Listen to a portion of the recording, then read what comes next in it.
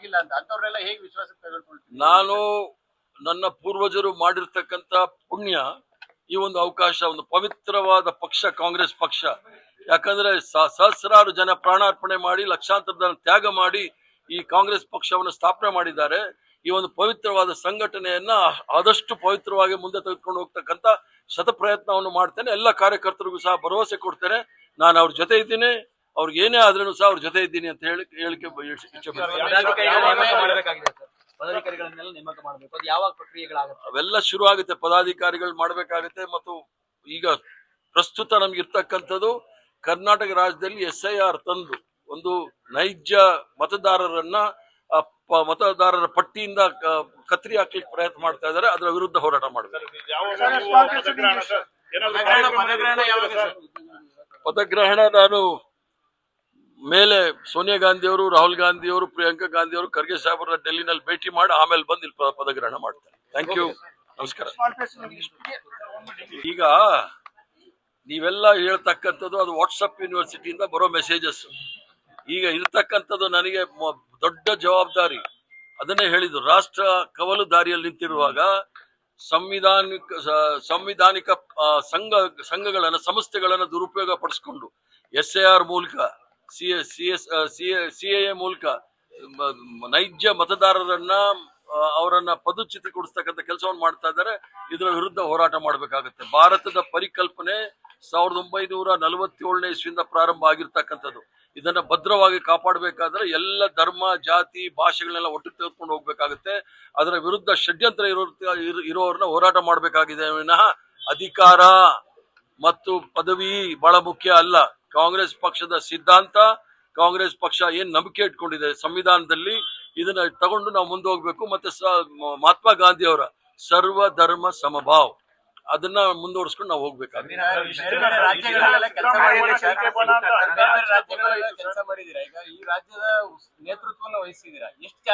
ನಾನು ಏನು ಡಿಫರೆನ್ಸ್ ಅಂದಿಲ್ಲ. ಈ ರಾಜ್ಯದಲ್ಲಿ ಕೆಲಸ ಮಾಡಿ ಇಡೀ ಕಾಂಗ್ರೆಸ್ ಪಕ್ಷ 1979ನೇ ಇಸ್ವಿನಲ್ಲಿ 15 ಜನ MLAಗಳು, ಸಂಘಟನೆಗಳೆಲ್ಲ ದೇವರಾಜ ಅರಸು ಅವ್ರ ಜೊತೆ ಹೊರಟೋಯ್ತು. ಆ ಕಾಲದಿಂದ ನಾನು ಕಾಂಗ್ರೆಸ್ ಪಕ್ಷ ಕಟ್ಟಿರೋನು. ಆದ್ರಿಂದ ಇಲ್ಲಿ ಕಟ್ಟಿ ಇದರ ಅನುಭವವನ್ನ ನಾನು ರಾಷ್ಟ್ರ ಮಟ್ಟಕ್ಕೆ ತೆಗೆದುಕೊಂಡು ಹೋಗಿರೋವನೇ ವಿನಃ ರಾಷ್ಟ್ರ ಮಟ್ಟದ ಅನುಭವ, ಅದರಲ್ಲೂ ಸಹ ಗುಜರಾತ್ ಅನುಭವ ಮಾಡೆಲ್ ಇಲ್ಲಿ ಬೇಕಾಗಿಲ್ಲ. ಕರ್ನಾಟಕ ರಾಜ್ಯದ ಮಾಡೆಲ್ ಬಗ್ಗೆ ನನಗೆ ಹೆಮ್ಮೆ ಇದೆ. ಇದನ್ನ ನಾನು ಪ್ರಯತ್ನ ಮಾಡ್ತೀನಿ, ಇಡೀ ರಾಷ್ಟ್ರಕ್ಕೆ ಅದನ್ನ ಹರಡಿಸ್ಲಿಕ್ಕೆ ಪ್ರಯತ್ನ ಮಾಡ್ತೀನಿ.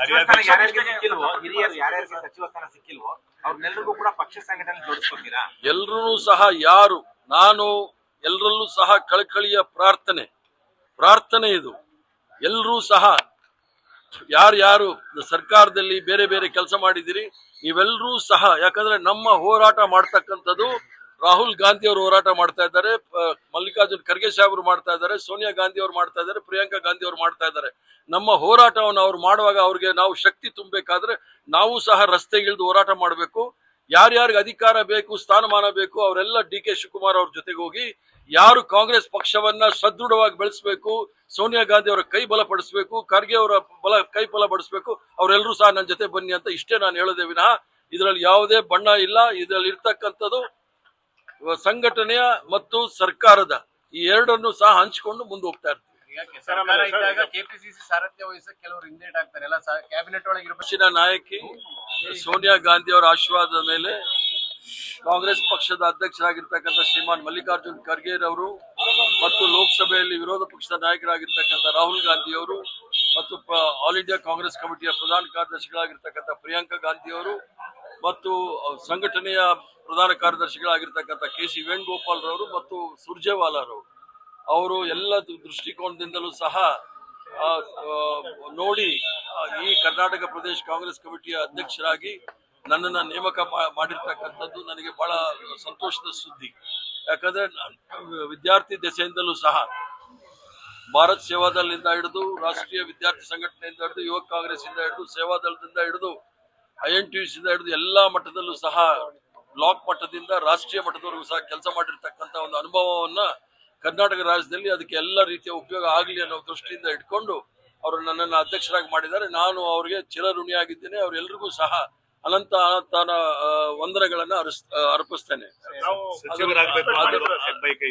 ನಾನು ಯಾವತ್ತೂ ಸಹ ಸಚಿವ ಸ್ಥಾನಕ್ಕೆ ಹೋಗ್ಬೇಕು ಅಂತ ಹೇಳಿಲ್ಲ. ನೀವು ಓದ್ಸಲಿ ನನ್ನೆಲ್ಲ ಟಿವಿ ಚಾನೆಲ್ಗಳಲ್ಲಿ ಅದರಲ್ಲೂ ಸಹ ಇರ್ಷಾದ್ ಅಂತ ಹೇಳಿ ಒಬ್ರು ನನ್ನ ಇಂಟರ್ವ್ಯೂ ಮಾಡಿದ್ರು. ಅದ್ರಲ್ಲಿ ಬಹಳ ಸ್ಪಷ್ಟವಾಗಿ ಹೇಳಿದ್ದೇನೆ, ನಾನು ಅಧಿಕಾರಕ್ಕೆ ಇರ್ತಕ್ಕಂಥವನಲ್ಲ, ನಾನು ಕಾಂಗ್ರೆಸ್ ಪಕ್ಷದ ಒಂದು ಸಿಪಾಯಿ, ಕಾಂಗ್ರೆಸ್ ಪಕ್ಷದ ಒಂದು ಕಟ್ಟಾಳು ಮತ್ತು ಅದರ ಕಾರ್ಯಕರ್ತನಾಗಿ ಕಾಂಗ್ರೆಸ್ ಪಕ್ಷದ ತತ್ವ ಸಿದ್ಧಾಂತ ಮತ್ತು ಸಂವಿಧಾನ ಮತ್ತು ಏನು ನಮ್ಮ ಪೂರ್ವಜರು ಮಹಾತ್ಮ ಗಾಂಧಿ ಅವರಿಂದ ಹಿಡಿದು ಪಂಡಿತ್ ಜವಾಹರ್ಲಾಲ್ ನೆಹರೂರವರಿಂದ ಹಿಡಿದು ಸರ್ದಾರ್ ವಲ್ಲಭಾಯ್ ಪಟೇಲ್ ಇಂದ ಹಿಡಿದು ಮೌಲಾನಾ ಅಬ್ದುಲ್ ಕಲಾಂ ಆಜಾದ್ ಇಂದ ಹಿಡಿದು ಎಲ್ಲರೂ, ಸುಭಾಷ್ ಚಂದ್ರ ಬೋಸ್ ರವರು ಎಲ್ಲರೂ ಸಹ ಈ ರಾಷ್ಟ್ರಕ್ಕೆ ಕೊಟ್ಟಿರ್ತಕ್ಕಂಥ ಕೊಡುಗೆ, ಇದನ್ನ ಕಾಪಾಡ್ಕೊಂಡು ಹೋಗ್ತಕ್ಕಂಥ ಜವಾಬ್ದಾರಿ ನನ್ನ ಮೇಲಿದೆ. ಇದನ್ನ ಮುಂದಿನ ಪೀಳಿಗೆಗಳಿಗೆ ಏನು ನಮ್ಮ ಪೂರ್ವಜರು ಸ್ವತಂತ್ರ ಹೋರಾಟದಲ್ಲಿ ನಮ್ಗೆ ಕೊಟ್ಟು ಹೋಗಿದ್ದಾರೆ ಅದನ್ನ ಬಹಳ ಭದ್ರವಾಗಿ ಸುಭದ್ರವಾಗಿ ಮುಂದಿನ ಪೀಳಿಗೆಗಳಿಗೆ ಕೊಟ್ಟು ನಾವು ಮುಂದೆ ಹೋಗ್ಬೇಕಾಗತ್ತೆ. ಆದ್ರಿಂದ ದೊಡ್ಡ ಜವಾಬ್ದಾರಿ ಇದೆ.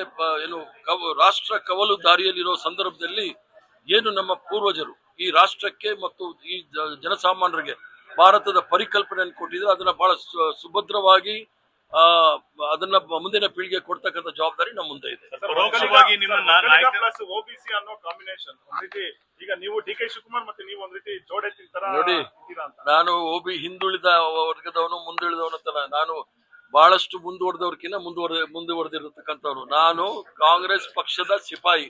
ಇದರಲ್ಲಿ ಎಲ್ಲರೂ ಸಹ ಆಲದ ಮರದ ಇದ್ದಾಗೆ ಎಲ್ಲರೂ ಸಹ ಇದ್ರ ಅಡಿಗೆ ಬರ್ತಾರೆ. ಇದರ ಏನು ಸಿದ್ಧಾಂತ ಇದೆ ಅದನ್ನ ತಗೊಂಡು ಮುಂದೆ ಹೋಗ್ತೀವಿ. ಶಿವಕುಮಾರ್ ಅವರು ಸಹ ಯುವಕರಿದ್ದಾರೆ, ಸಂಘಟನೆಯಲ್ಲಿ ಕೆಲಸ ಮಾಡಿದ್ದಾರೆ, ಪ್ರದೇಶ ಕಾಂಗ್ರೆಸ್ ಕಮಿಟಿ ಅಧ್ಯಕ್ಷರಾಗಿದ್ರು, ಈಗ ಮುಖ್ಯಮಂತ್ರಿ ಆಗಿದ್ದಾರೆ. ಜೊತೆಗೆ ಡಾಕ್ಟರ್ ಪರಮೇಶ್ವರ್ ಅವರು ಇದ್ದಾರೆ ಉಪಮುಖ್ಯಮಂತ್ರಿಗಳಾಗಿ.